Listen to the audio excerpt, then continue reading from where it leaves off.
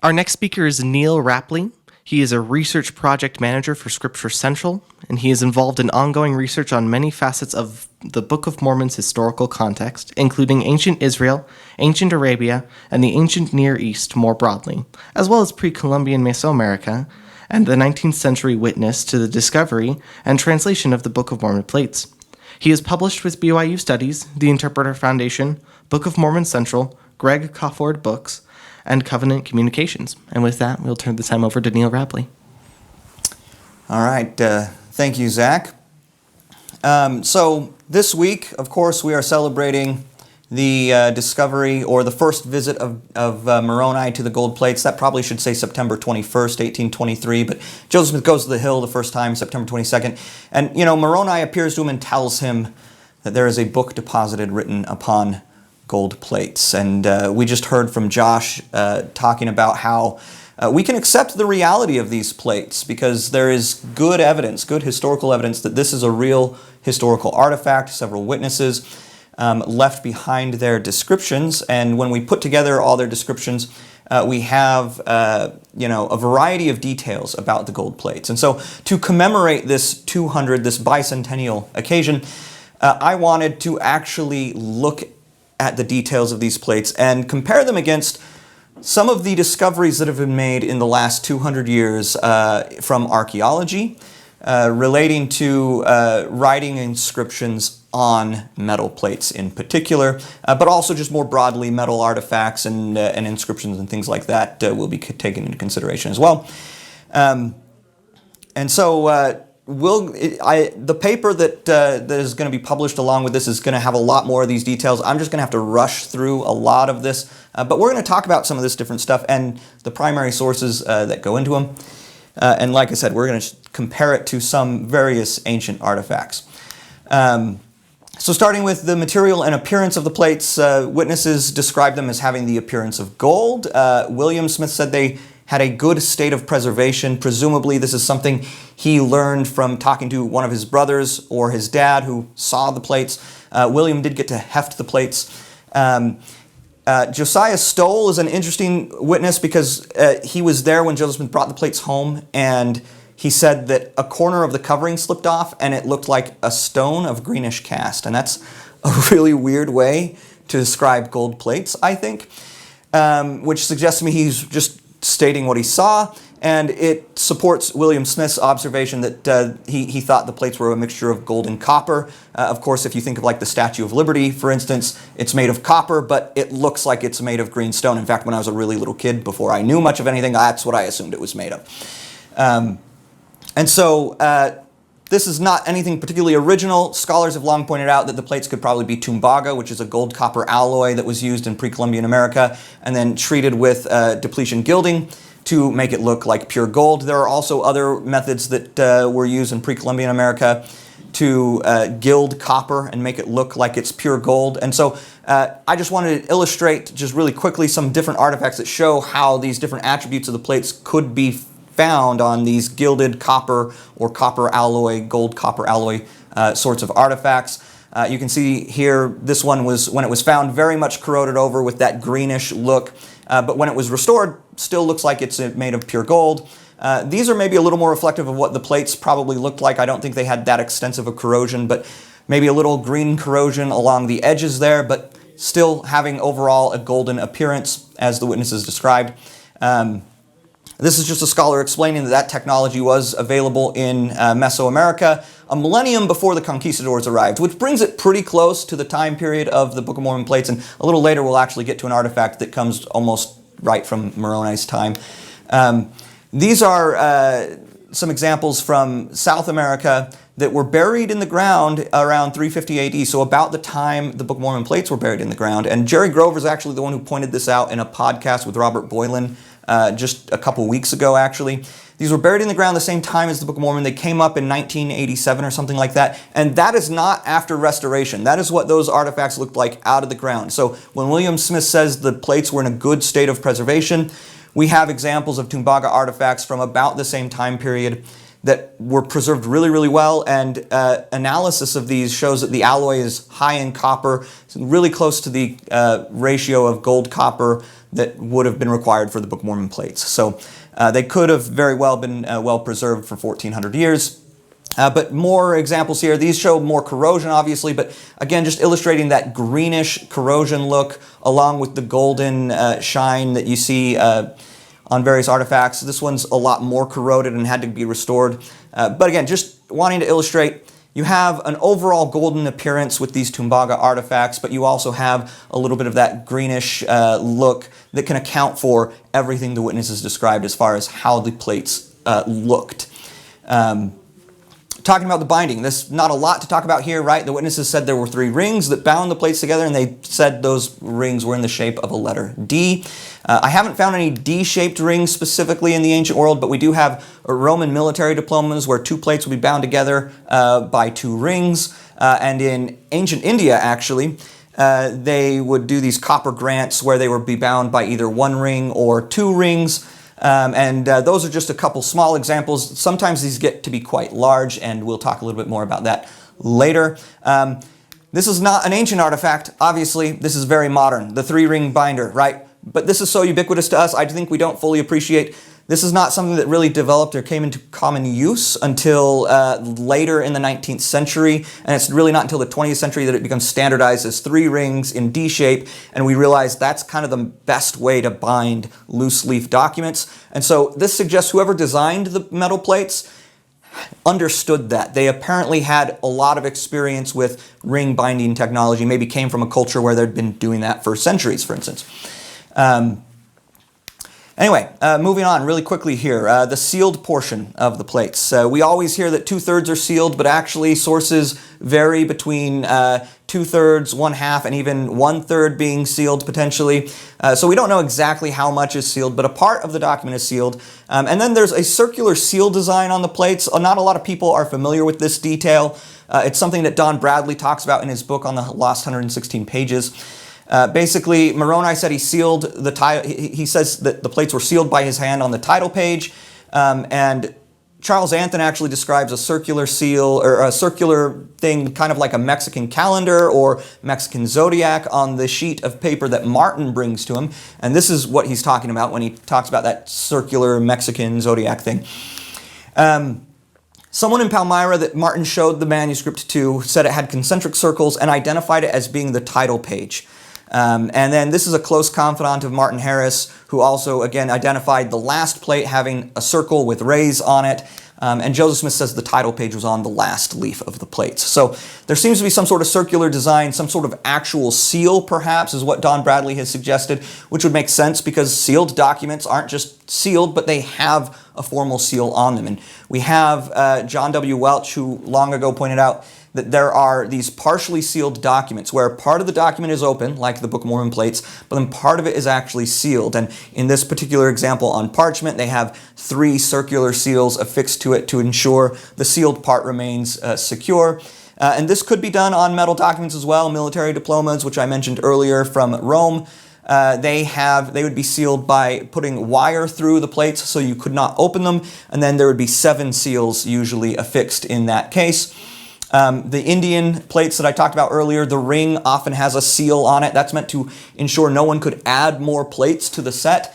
And again, it's in a circular design, or sometimes the seal would be directly affixed to one of the plates, as you can see there.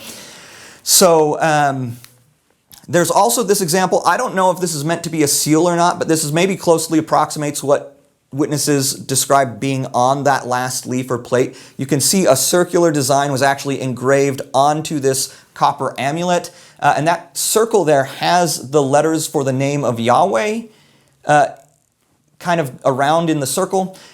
I don't know if this is the intent, but it comes like right at the end of an kind of a benediction or an invocation, sort of prayer before the text switches languages and does something else. I kind of see that maybe as the prayer is being sealed in the name of God, if you will, but I couldn't find anything that really tried to elaborate on what the intent of that was. But we do see they're engraving circular designs on metal plates here, just like the Book of Mormon is described having. The individual plate dimensions. described as 6 by 8 by Joseph Smith, some variation from Oliver Cowdery and some of the other witnesses, but not too much. And then the thickness, I think, is the most interesting part. You have people giving estimates like as thick as tin, panes of glass, and then saying that it's pliable like thick paper. And so modern researchers have determined the approximate thickness of those sorts of things. We do have plates that are close to those dimensions of the Book of Mormon plates. These are from South Korea. They're about 7 by 6 inches, and they're within the thinness for panes of glass, but not tin or anything like that. These are some Japanese bronze plates that are about 8 inches by 7 inches. And then the Roman military diplomas are pretty close. They're 5 by 6 inches about. Sometimes they're about 5 by 7. And these are just a couple of bronze plaques from South Arabia in Yemen that come out to just about 8 by 6 inches. So very similar dimensions. So people did make plates along those same dimensions. I think the most interesting part, though, is how thin they are. Could ancient people actually make and engrave thin metal objects like that? These are some Maya gold discs that were very thin. They're only inscribed on one side with these designs and hieroglyphs. Then this is a Tumbaga object. This is what I mentioned earlier. This dates to the 5th century AD, so about the time Moroni is burying the plates, and it's from Mesoamerica, and it is, that thickness there is just thinner than common tin for the 19th century. So we know people around Moroni's time were making Tumbaga artifacts about that thickness. If you go further south into Peru and the Andean area, they're making Tumbaga artifacts even thinner. And that's actually the wrong reference there. You can get the correct citation in my paper. I just left that over from the last slide accidentally. This is just a table showing some of these different measurements based on how the witnesses describe the plates, and then some of the ancient artifacts. I didn't talk about all of these. They're all in my paper if you want the information. We can see that people in the ancient Americas in particular could in fact make metal objects that were thin enough to that match the way witnesses described the thickness of the gold plates. So the height and weight of the volume, most witnesses describe it as about 6 inches thick as a stack of plates, or 5 or 6 inches. Martin Harris says 4 inches. And then the weight ranges from 30 pounds on the low end from Joseph Smith Sr. He's kind of the outlier, though. Most witnesses would put it closer to 40 to 60 pounds. And you can imagine, obviously, there's a couple of issues here. One, as thin as those plates are, that would suggest this is going to be a lot of plates. If you have a stack 4 or 6 inches high, and could the weight work out? Could you have that many plates and have it weigh between 40 to 60 pounds? And that's an issue people have brought up a lot. But in order to maybe convert this into kind of information we can compare against ancient artifacts, I wanted to calculate the total surface area this could potentially represent.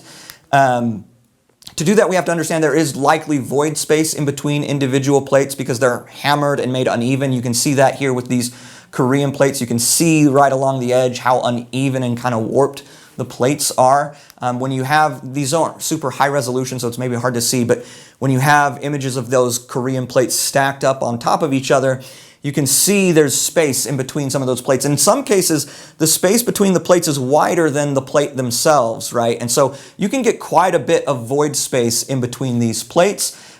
Jerry Grover, actually, in his book, he talked about some Tumbaga sheets found in Colombia that had variations of thickness, so that if they were stacked on top of each other, they'd have as much as 39% of the space of void space in between those plates. And he kind of calculated some stuff from there and figured as much as 50% void space could have existed between the Book of Mormon plates. And so these are just some of the different proposals that have been made by previous scholars who have talked about, based on certain thicknesses of the plates and void space and things like that, how many plates could have been in a 6-inch stack. I actually had to do the math for the 4-inch because most of them just assume a 6-inch stack. But basically, you get a range of plates that would have weighed within the range estimated by the witnesses. You basically get a range of between 80 to 600 Tumbaga plates in a stack 4 to 6 inches high, weighing about 30 to 60 pounds. That's obviously a very, very wide range, and I'm not going to try to figure out who's closer to being right there. But you can see I've done the math to figure out the total surface area available on either 80 plates or 600 plates. So are there any ancient artifacts that approach that level of a pretty extensive surface area for writing? Most artifacts are much shorter, but we do have these Korean plates that I already talked about. I didn't do the math on their surface area because their individual plates are already pretty close to the Book of Mormon plate size.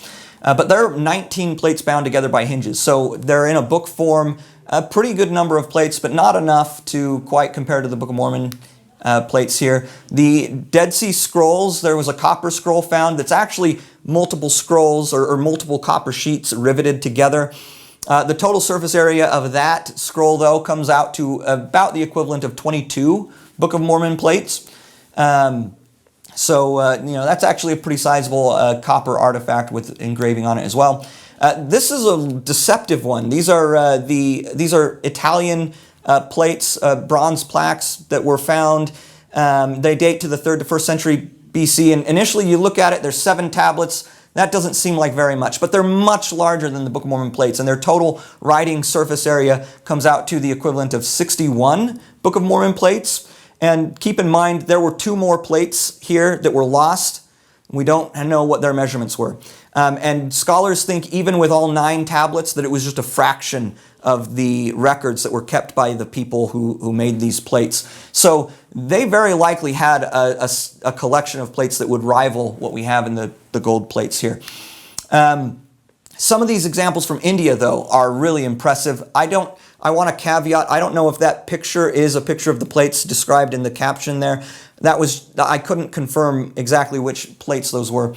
But I wanted to have a visual showing how there can be quite a lot of plates bound by a ring here in some of these India examples. But this is 57 plates, and its surface area comes out to 174 Book of Mormon plates. So that puts us within the range of how many possibly existed in the Book of Mormon plate stack. And then this is an even larger example of 86 plates that were bound by rings. Again, this image, I don't know if this is actually that specific set of plates or not. But it comes out to about 258 Book of Mormon sized plates.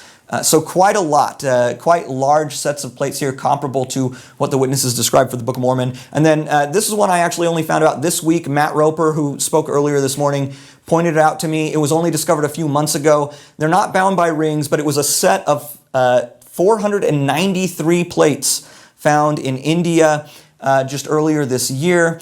Their total surface area comes out to an equivalent of 812 Book of Mormon plates. And so it's not outside the realm of possibility to create a set of plates about the size of the Book of Mormon. We see that there were ancient and medieval societies that were doing similar things. And my paper will also talk about large archives that have been found. There's some with thousands of plates that have been found, but I couldn't get measurements of those. So the depiction in the Book of Mormon of not just these plates that we have, but several other plates in, being referred to in the record, whole archives of plates, those did exist in India and also in ancient Rome. We don't have a lot of surviving examples from Rome, but historical sources frequently refer to thousands of plates, and historians have figured there were probably tens of thousands to even hundreds of thousands of bronze documents that were archived in Rome that have just been lost to time. Most of them were probably destroyed and reused,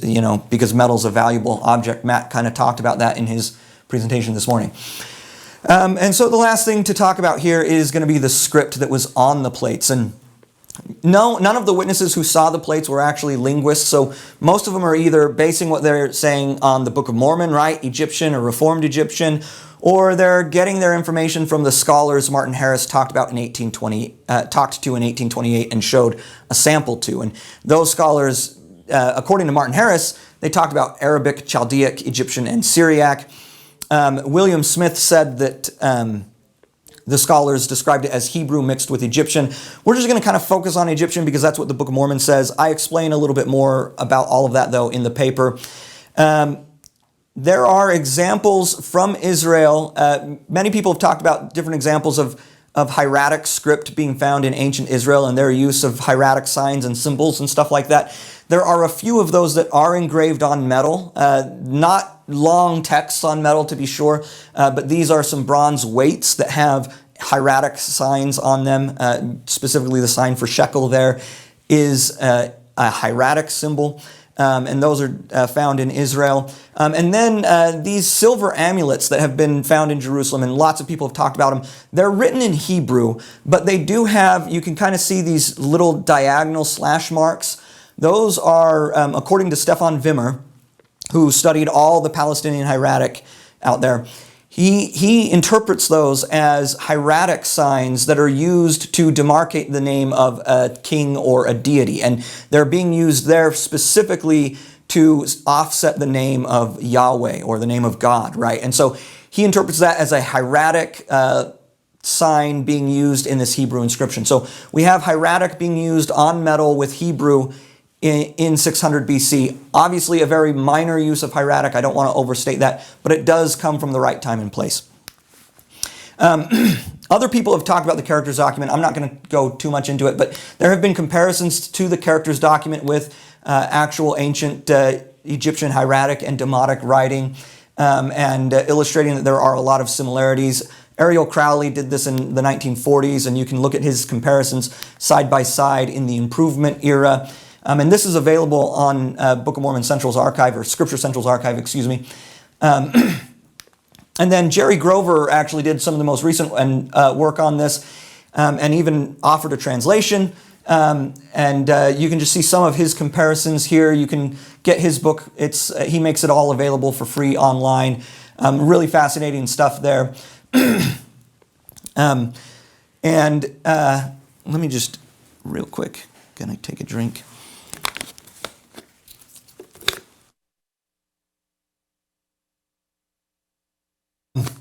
To go along with that, though, a lot of people don't know that there are some non-LDS Egyptologists who have identified, who think those characters look like at least an inaccurate copy of Egyptian. This is a quote here from William Hayes, who was an Egyptologist in the 1950s.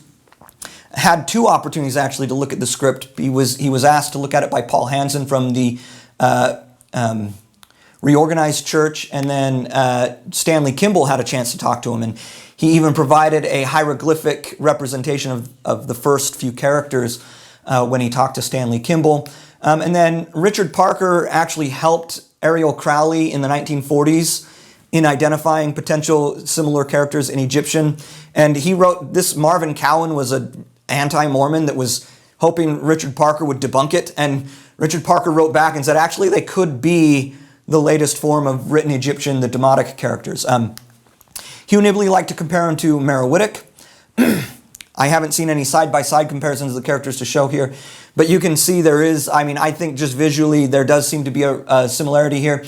I find the Biblos script kind of an interesting comparison, because this is a script scholars think was derived from Egyptian hieroglyphs and adapted to write a Semitic language. They haven't quite deciphered it. They don't know what it means. But these examples here, they're written on bronze plates. And so here we have kind of, Bill Hamblin would like to point out, these are basically Reformed Egyptian written on metal plates, writing a Semitic language. And no one's done a comparison of these with the characters document. But again, I think you can kind of see a similarity there.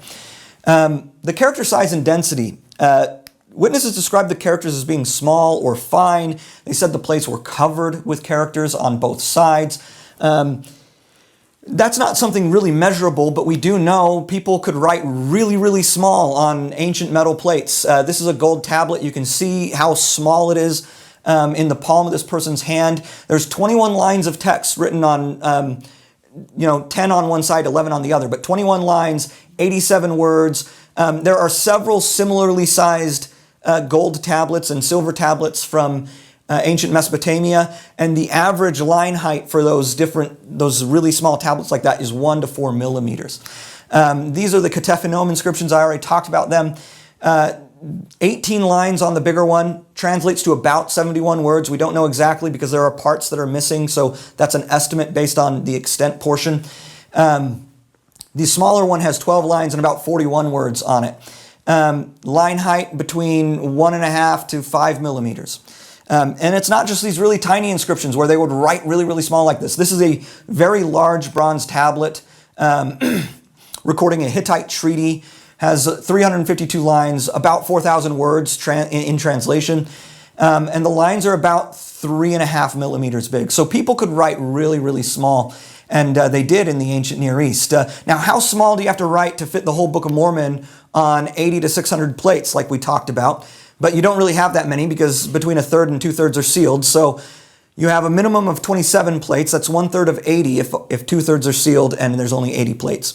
You have a maximum of 400 plates if you have a total of 600 and 2/3 are loose. So there you can see the total number of words in the Book of Mormon. An estimate for the lost portion of the manuscript, that just takes the number of words per page on the original manuscript and multiplies it by 116. So we have a total number of potential words for the unsealed portion of the plates. And you can see I did the math to figure out how many words per square inch, and that's English words per square inch. We don't know what the original text is. The high end is 128. That seems crazy, I know.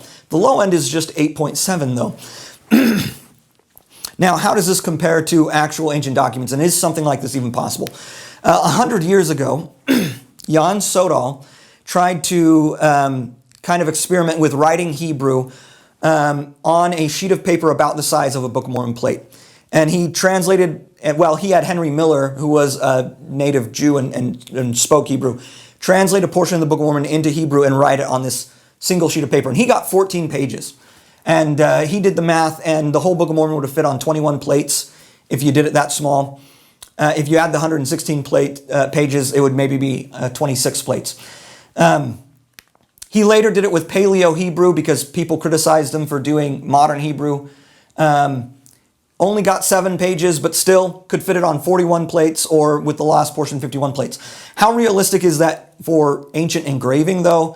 John Gee actually did a study where he sampled different characters and found, he's using different weights and seals and stuff and just taking an isolated character, but they're writing roughly 1 to 3 millimeters, and that's consistent with some of the examples we just talked about. What I did is I actually went through different examples of ancient writing on metal plates, and I did the math for their words per square inch based on their English translation. And I only included a few here, but I sampled 20 different examples. They're all in my paper. Ancient Near Eastern inscriptions. On the high end we have, or on the low end of words per square inch, a bronze tablet from the Assyrian king Sargon. Comes out to about 8.7. So that's the low end for what we need for the Book of Mormon, right? About 400 plates. They get smaller there. I could only find one example of a substantial example of Egyptian Demotic or hieratic, but that comes out to 9.1 words per square inch. And I won't go through this whole table. This is some more. This is the higher end here. I couldn't find anything that would have gotten the Book of Mormon down to 27 plates. But the smaller Ketephenome scroll is written at such tiny script, it would be 61 words per square inch, and you could get the whole Book of Mormon at that rate onto about 57 plates. So it's possible to get the Book of Mormon onto using actual samples of ancient Near Eastern metal inscriptions based on the size they actually wrote and how many words they could fit per square inch. You could fit the Book of Mormon on somewhere between 57 to 400 plates. If you take the average between all the 20 examples I sampled, it would have fit on about 122 plates. So that just gives you a kind of a ballpark idea. And then the last thing, this isn't a super lot to say here, but some sources indicate that the inscriptions were filled with some sort of black substance to make them more visible. They assumed it was to make them more visible, I should say. Potentially that was being done, that was an accident. Perhaps it was corrosion that covered over the inscriptions or something like that. Though Jerry Grover, in his book on the gold plates, he argues that that's probably not what happened. It probably was intentional. Jerry Grover points at this example, the gold plate of Darius. You can see the golden surface. It looks like the characters have been darkened black. There's no studies that have really identified that and said for sure whether that was intentional or not. But it has the appearance you would expect of maybe the gold plates. And then in addition to that example, there's this gold tablet of Ashurnazirpal II.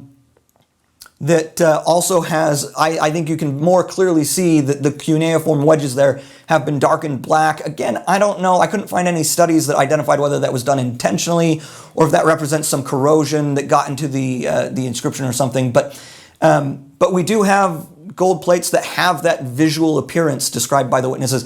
And I haven't found any metallurgical analysis of this tablet, but you can also kind of see hints of greenish in there. So I wonder if this is actually alloyed with some copper as well. But anyway, these are from Columbia, so an ancient New World example. Jerry Grover is the one who pointed these out. Again, this illustrates, these are Tumbaga discs that have been deliberately made golden and then also having sections that have been made black. And so this illustrates that people in ancient America did have the ability to create this golden and black offsetting color scheme, if you will, on Tumbaga artifacts. And there were some scientific investigations done by a goldsmith and an archaeology grad student who actually illustrated you could get something that looked quite a bit like black engraving on gold Tumbaga using these methods. So conclusions here, I won't read everything here, but basically we have precedents for nearly every feature of the gold plates as described by the witnesses in various ways throughout the ancient world. And so this does appear the artifact they're describing is within the metallurgical skills and capabilities of ancient people. And it's within the scope of practices involving the engraving and writing of things on metal plates. On the other hand, this is an interview with David Baird, who's made several replicas of the plates. I appreciate Dan Peterson from the Interpreter Foundation who made the transcript of this interview available. They're going to be putting it up on their YouTube channel. I don't know exactly when. He was asked if he thought Joseph Smith could have made a believable set of plates that fit the description of the witnesses. And you can read his answer there. I won't read the full thing, but he basically said there isn't any evidence that Joseph Smith had any of the skills required to do that. Now, granted, no single artifact is quite like the Book of Mormon plates, and we had to kind of draw from examples from all around the world as a point of comparison. But despite that, I do think, based on some of the examples I gave here, and more details are in the paper, the technology needed to make these kinds of things, thin plates of Tumbaga engraved with a blackened script, did exist in Central and South America in the mid-first millennium AD. But the gold plates, if we had them today, they certainly would be an extraordinary, unprecedented artifact from ancient America. And I know some people, to them that makes it really unbelievable or implausible that something like this existed. For me, though, this just speaks to the devotion and faith of the ancient prophets and metal workers who painstakingly worked the metal and engraved their words for us today. And when we compare them with all these different examples of writing on ancient metal plates, we get a sense for just how expensive and labor-intensive creating a set of metal plates like this with a record like this really would have been. And I feel like it just really stands as a testament to their faith. Gordon Andrus, who made a replica of the plates for the Church History Museum, he's a silversmith. He said, "It is my experience that monumental determination was needed to make such a record. The ancient metalsmiths who recorded their history and spiritual teachings on plates were highly skilled in the art of refining, shaping, and marking alloys of copper and gold, as evidenced in the artifacts they left behind." And for me, all of this really kind of puts into perspective Jacob's testimony here. "We labored diligently to engraven these words upon plates, hoping that our beloved brethren and our children will receive them with thankful hearts. For this intent we have written these things, that they may know that we knew of Christ, and we had a hope of his glory many hundred years before his coming." So, thank you. So, hold on. Yeah. That was a lot of information. It was really interesting. I'm sorry. No, you're good. You're good. Here's my problem, though, because I had a list of questions kind of in my head that I wanted to be able to ask you. Uh-huh. And you answered all of them. And it kind of leaves me like very little to go. I do have a couple of left for you. Okay. Most of them come from kind of the questions that have been asked kind kind of on here. So, what's your assessment of the criticism that Joseph Smith couldn't have run with 50 to 60 pounds while fighting off assailants? You've probably heard of that before. Yeah, I mean, I hear that. I think, when you get your adrenaline going, you can do a lot of things. And I think that it's really kind of a silly criticism. People with 50 to 60 pound weight on their backs or whatever do all kinds of impressive physical feats. People in the military are carrying that much gear pretty much all the time, and they're doing, really hard physical things. They're running, they're doing all kinds of stuff. What's actually kind of interesting, when the Interpreter Foundation was filming their film for Witnesses, they had Paul Woodrich, who was playing Joseph Smith. He was taking a replica set of plates that was made as realistic as possible. It was one of David Baird's replica plates, if I remember correctly. And Dan Peterson's talked about this several times on his blog, where Paul Woodrich, to enact that scene, right, where Joseph Smith is running with the plates, he's taking a replica set of plates made to weigh within that weight range described by the witnesses. I think the specific set weighed 45 pounds. And he is running down a hill, jumping over logs, and they're cutting the scene, and then he's having to go back up the hill and do it all over again. And he's doing it over and over and over again throughout the course of the day. And like I said, you can find this on Dan Peterson's blog. He's shared it several times because people make this criticism over and over again. Joseph Smith gets attacked. His adrenaline's gonna get pumping. He's gonna start running. It would have been hard. I'm not saying it's easy, but Joseph Smith's a day laborer. He's a farmer. He's doing a lot of physically demanding things all day, every day, all the time. He's going to be in good, fit condition.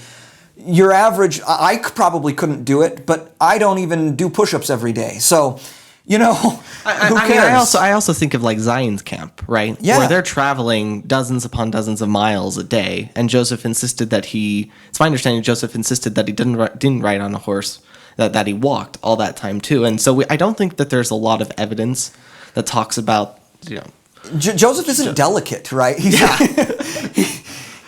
doesn't need to be, he's a rugged guy, and he can do pretty physically demanding things, and I don't see anything particularly implausible. Now, critics will try to make it more implausible by being like, well, if it's really, that much gold would actually weigh 200 pounds. Well, we don't think it's pure gold, and we don't think it's a solid block. It's plates that would have been uneven, as I talked about. So, and that was another thing I was going to bring up. You brought up the podcast between Robert Boylan and Jerry Grover, and it was actually interesting. I watched that. I was looking at this presentation. I was like, oh, I wonder if he's going to mention that, and you did. Yes. So, yeah, lots of really great stuff. Definitely check out Robert's stuff. His stuff is incredible. But another question. You mentioned that you brought up that a lot of these plate examples are from all around the world, right? But not every language is created equal. So, for instance, it's my understanding that for Chinese, for instance, you have like one character symbolizes one word.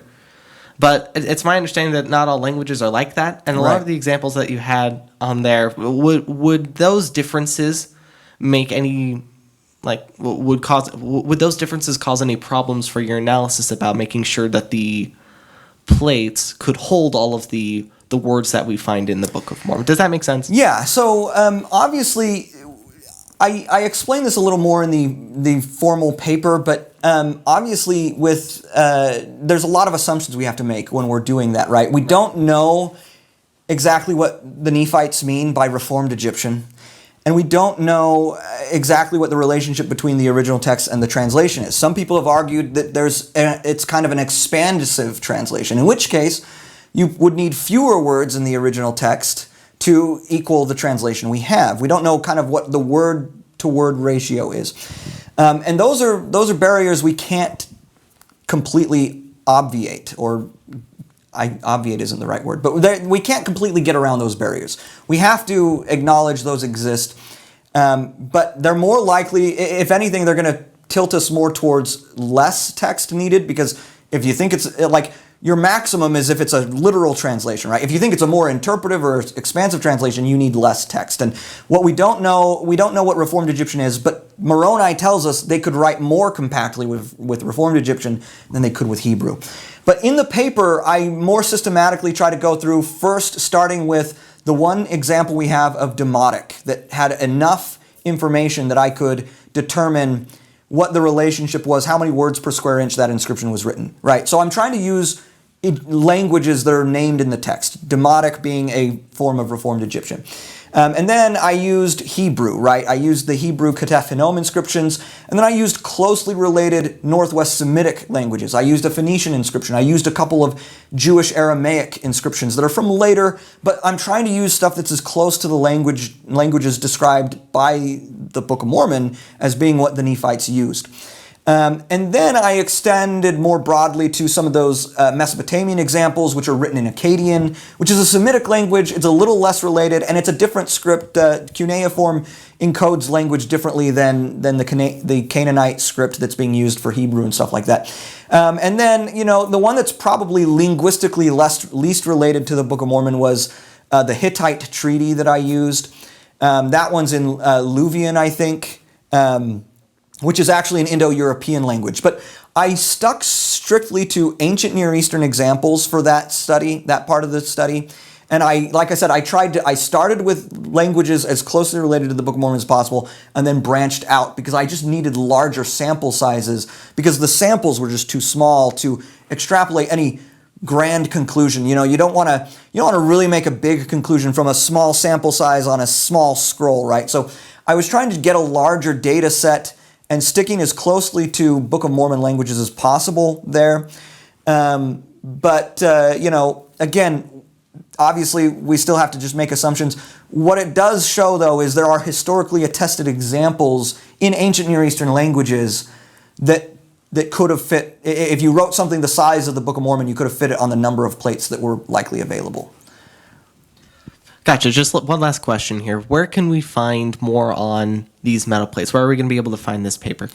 I assume FAIR is going to be publishing it on their website. Yes, check us out.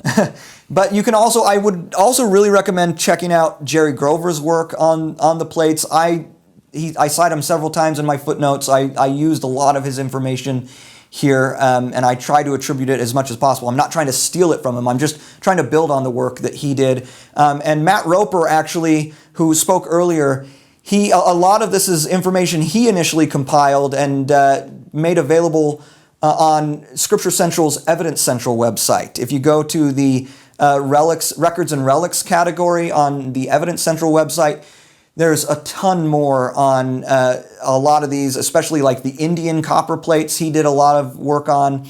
And so, stuff by that stuff by Matt Roper on Evidence Central and Jerry Grover's book are also, just great for further reading and diving more into the gold plates and comparing them with the ancient world and stuff like that.